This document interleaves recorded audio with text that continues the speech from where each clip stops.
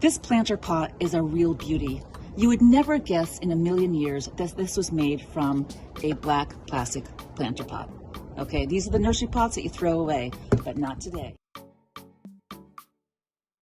Today's video, I am going to share with you how we're going to make this to go outside. Therefore, you can thoroughly enjoy inside or outside in the same methodology, and it can be very versatile. This is sea glass, or faux sea glass, I should say. It's tumbled in a rock tumbler. It's made from Pellegrino bottles, etc., etc. Otherwise, would go into a trash heap, and as well as these marbles and bits and pieces of broken tiles. All right. Oh, and by the way, these are little cork feet to support it standing up. All right, we're going to put that aside, and we're going to start on our first one. We're going to start off with a very hot glue gun, and we're going to start off as well with a piece of corrugated cardboard, and I kind of did like a little bendy action here. Okay, and we're going to strip it to go right here to build an armature, because I'm kind of not liking this. I mean, we could build it up on this and just call it a day, but I think I'd like to build this out and then go over it with our material. All right, so with this hot glue gun, we're just going to put this in place. Let that dry a little bit. All right, our next step here is to take some shop towels. They can be used. It doesn't make any difference because it's all going to use as the fabric, as the binder to go onto your planter. And I've mixed up a little bit of Flex Bond mortar. This is it's a thin set. And I really like using this for this kind of application. Okay, what we're gonna do is dip these sheets in, and it's just like paper mache, honestly. I mean, it's just, and you're gonna go over these in strips, basically. That's what you're gonna do. Let's see, put this up here.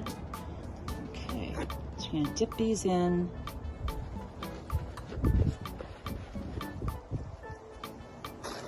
And you're gonna cover the whole entire pot.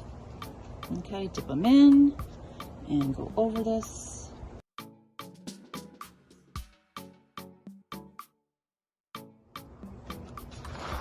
I set my little planter on a corrugated egg carton. It's very easy to kind of move it around and facilitate the planter so I can get a look at all the sides. This is a time to check your work and make sure that all of the sides where the shop towel is joining to other areas, everything is smooth, nothing's sticking up and poking out. And you also want to check your interior as well and make sure the same thing is happening inside. You want to make sure that if you're covering the holes, everything is sealed down.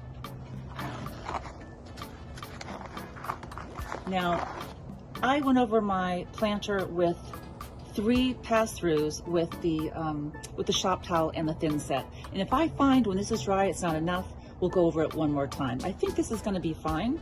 You really need a rigid surface to do your mosaics on. I can't stress that enough, because if it's not rigid enough, it's going to start to pop off, and after all that work that you've invested in, that's not a pretty thing. Okay, I'm gonna let this dry and we'll be right back. We've gone from this to this ugly planter pot no more, and we're gonna go to this. Now, mind you, you don't have to use so many colors if you don't want to. You can simplify your color palette.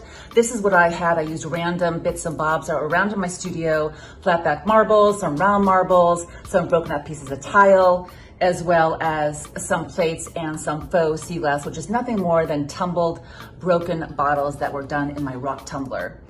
I'm gonna put that aside, and this is where the fun begins. Now, this is nice and durable. We're ready to begin. Okay, let's get started. Okay, we mix this up. I like the way this looks. Let's grab our pot and begin.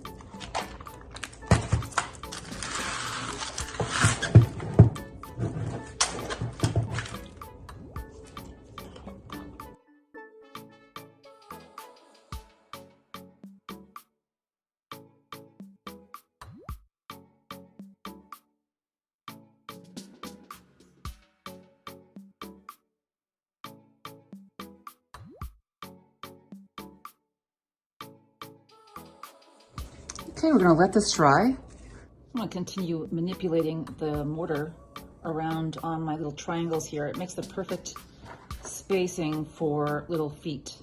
And this is simply a little flat back marbles to raise the pot up a little bit.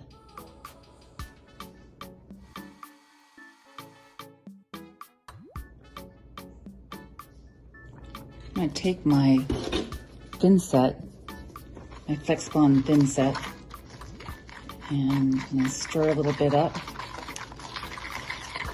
And I'm gonna tint it with a little bit of some black acrylic paint.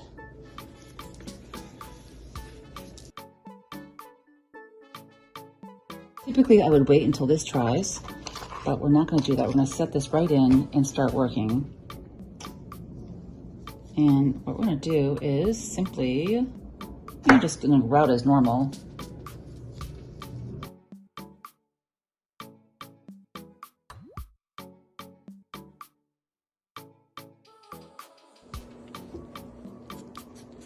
This is a little bit time consuming. However, your patience will pay off.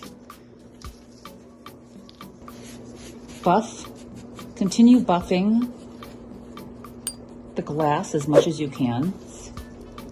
We simply want to clean up the glass, the haze, and leave as much of the grout, as much as possible, on the rest of the pot.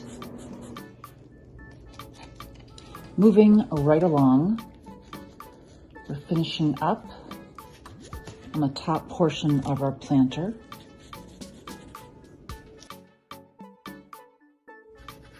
And of course, to keep it really clean looking, I like to finish off the insides a little bit.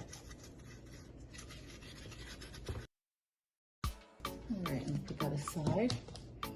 Let's take a look here. Okay.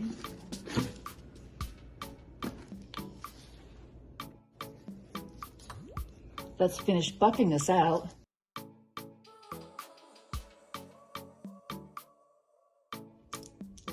At the last minute, I decided I was going to take a few of these flat back gems and put them around the rim of the planter. And first, before I do that though, I'm going to paint the backs of them white with an acrylic paint.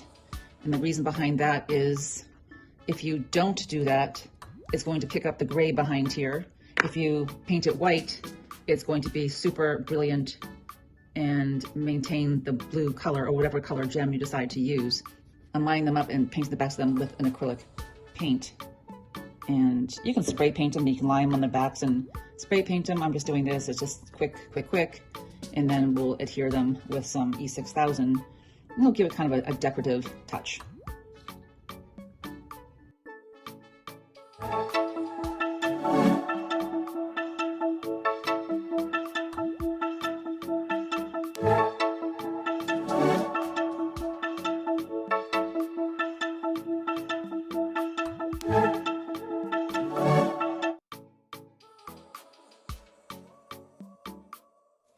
For this project, we're going to take a cleaned out black plastic pot and our Gorilla Tape.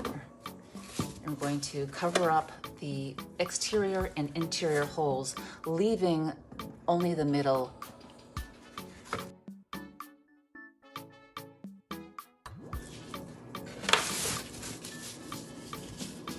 You may find it easier to put on a pair of plastic gloves and also cover your work surface with some plastic or even some newsprint, whichever you may find easier to help you clean up at the end and keep things nice and neat. What I'm gonna do is make small batches, a little bit at a time, to cover our container, our black plastic pot. And with this powder, which is nothing more than the 25 joint compound, which you can, it's like a wall putty compounds that you can buy at a Lowe's, Home Depot, Amazon, etc. And I'm mixing this with glue all.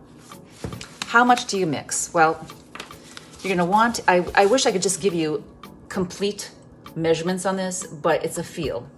There's a texture that you're looking for, and I'm going to show this versus trying to say it.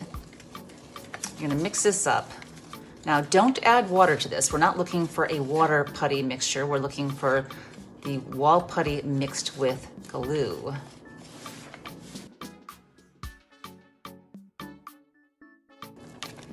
Yeah, see, this is it's like a thick brownie batter. That's what you're looking to make. And as I said, it's a lot easier to make this a little bit at a time than trying to make one giant batch to cover your pot, especially if the container's large. All right, I think we're good to go here. All right, let's turn this over. Okay, check this out. This is gonna be lump-free pretty much, and honestly, I think it might be just easy if I just even pour this on. And this is gonna dry very, very fast, like within like a couple hours. Well, maybe I will try using my stick here.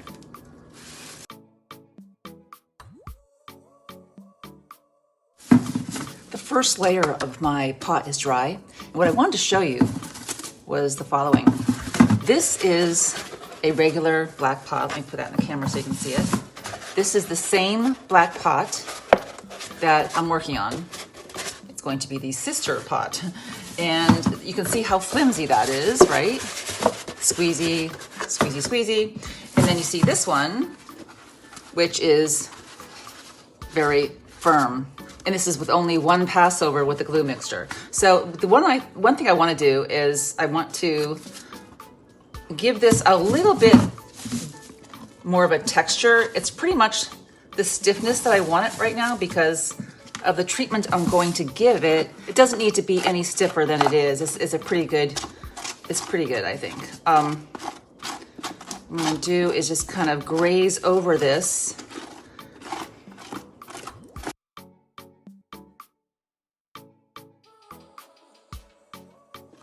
All right, I'm gonna put that to dry and we'll be right back.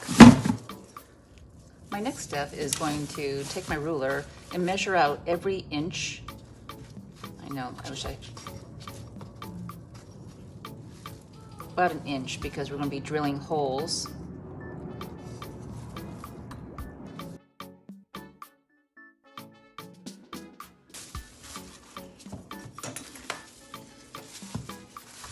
What I do is just drill some holes in.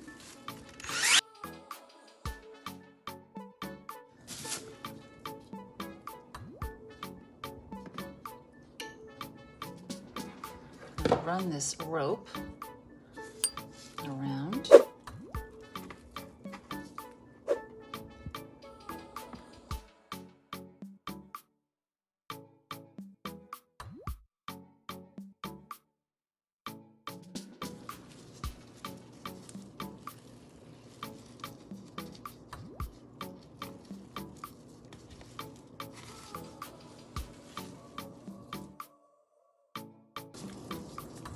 Now I'm using a black shoelace, and you can use paracord, leather cord, vinyl cord. It's all your preference.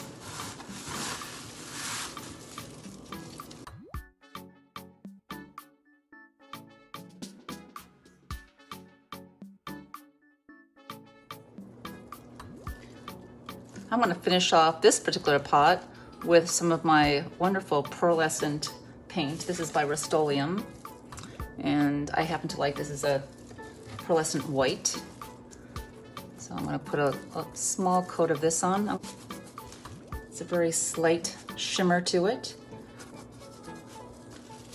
Very similar coloration to what's already on there, but it does have a shimmer, a glow about it, which I really like. Now I could have done this before I did all of this, but either way, it still works. Now, if you're going to spray paint it on, that you might want to do beforehand.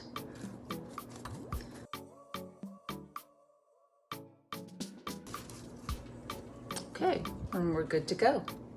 I love it. I just love it. Look at that texture. Oh, so yummy.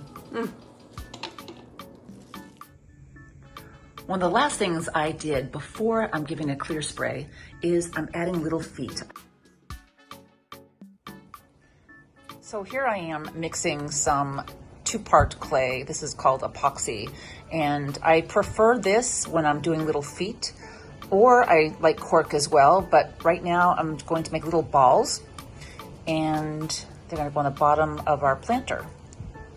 I'm going to mix this until it's completely one color and adhere it to the bottom of the planter. It's looking pretty good here. It's dry, it's complete, the little feet are on. And I will say I did take some of this black acrylic paint and I did a little touch up in the interior part here. It was really bothering me with some of the paste that was a little bit heavy-handed putting on. If it doesn't bother you, it's not a big deal. However, it did bother me a little bit. So now we are complete, and let us put some plants in there and see how it looks.